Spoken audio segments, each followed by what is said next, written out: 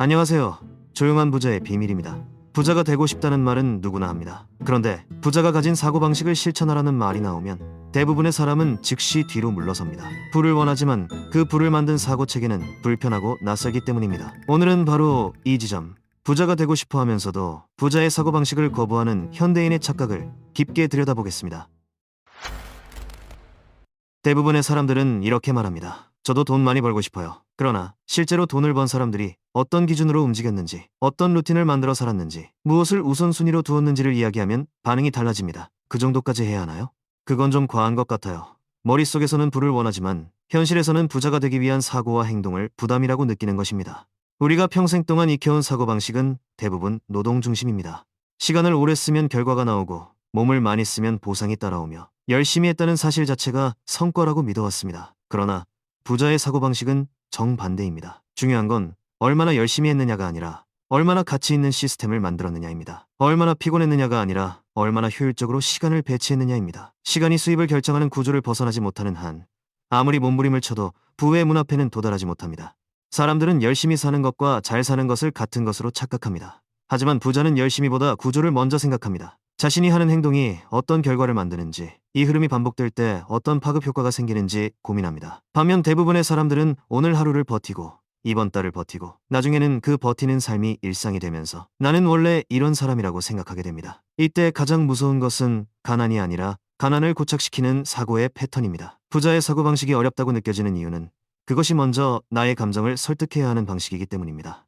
감정은 당장 쓰는 소비를 원하고, 당장 하고 싶은 행동을 부추기고, 지금 가진 욕구를 만족시키길 원합니다. 반면 부자의 사고는 미래의 나를 우선합니다. 당장의 만족을 조금 미루더라도 지속 가능한 가치가 만들어지는 방향을 선택합니다. 이 균열이 바로 부를 원하는 사람과 부자가 되는 사람을 갈라놓습니다. 미래의 나를 위해 오늘의 욕망을 조절할 수 있느냐? 이것이 사고의 기준점입니다. 또 하나 중요한 차이가 있습니다. 대부분의 사람은 돈을 모으는 것을 우선순위로 생각합니다. 하지만 부자는 돈의 역할을 우선순위로 둡니다. 돈을 모아두면 안전할 것 같지만 부자가 보기에 움직이지 않는 돈은 자원 낭비일 뿐입니다. 돈은 흘러야 가치가 생깁니다. 흘러야 기회를 잡고 흘러야 다른 자산을 만들어냅니다. 많은 사람은 이 점을 불안해합니다. 이럴까봐 움직이지 못하고 위험을 피하려다 결국 아무것도 얻지 못하는 구조에 머무릅니다. 부자의 사고는 이를 위험을 계산하고 그 계산된 위험 안에서 움직이며 그 움직임 속에서 수익을 만들어냅니다. 계산된 위험을 감당하지 않는 사고방식은 절대로 부의 영역으로 넘어갈 수 없습니다. 부자의 사고방식을 거부하는 또 하나의 이유는 불편함 때문입니다. 부자가 되는 사고는 끊임없는 점검과 수정, 반성, 그리고 데이터 기반의 판단을 요구합니다. 감정적 판단을 줄이고 즉흥적 결정을 줄이며 자신의 행동 패턴을 냉정하게 분석해야 합니다. 그런데 많은 사람들은 자신을 돌아보는 과정에서 오는 불편함을 견디지 못합니다. 그러니 부자가 요구하는 사고 훈련을 어느 순간 피하게 됩니다. 그리고 이렇게 말합니다. 저는 그냥 편하게 살고 싶어요. 하지만 편하게 살고 싶은 사람보다 더 힘들게 사는 사람이 바로 돈 때문에 고생하는 사람들입니다. 편함을 선택한 것이 결국 더 큰 고통을 부르는 아이러니가 여기에 있습니다.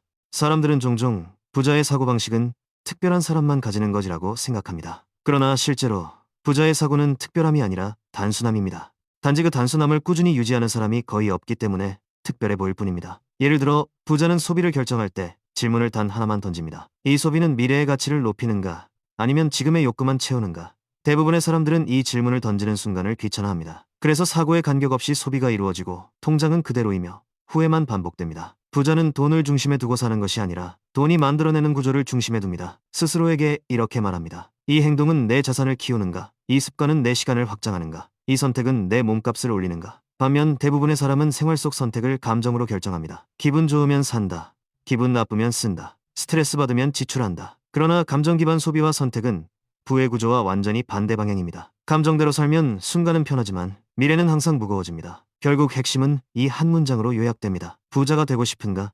아니면 지금의 사고방식을 그대로 유지하고 싶은가? 둘 다 동시에 가질 수는 없습니다. 지금의 사고방식이 지금의 삶을 만든 것이고 삶을 바꾸고 싶다면 사고방식이 먼저 바뀌어야 합니다. 사고방식이 변하지 않으면 부를 얻는 건 불가능합니다. 원하는 삶을 향한 문을 열고 싶다면 문을 두드리는 손이 달라져야 합니다. 부자의 사고방식을 거부하면서 부자가 되고 싶다는 건 운동은 하고 싶지 않지만 건강한 몸을 갖고 싶다는 말과 같습니다. 이 둘은 함께 올 수 없습니다. 마지막으로 기억해야 합니다. 사고방식은 단번에 바뀌지 않습니다. 그러나 사고의 방향은 단숨에 바뀔 수 있습니다. 오늘부터 가치 중심으로 생각하고 미래 기준으로 판단하고 구조적으로 움직이기 시작한다면 부자가 되는 길은 이미 시작된 것입니다. 부자가 되는 사람과 아닌 사람의 차이는 재능이 아니라 방향입니다. 그 방향을 정하는 것은 생각보다 아주 작은 선택 하나에서 시작됩니다. 오늘 이야기는 여기까지입니다. 이야기가 들을만 하셨다면 구독과 좋아요 부탁드리겠습니다. 감사합니다.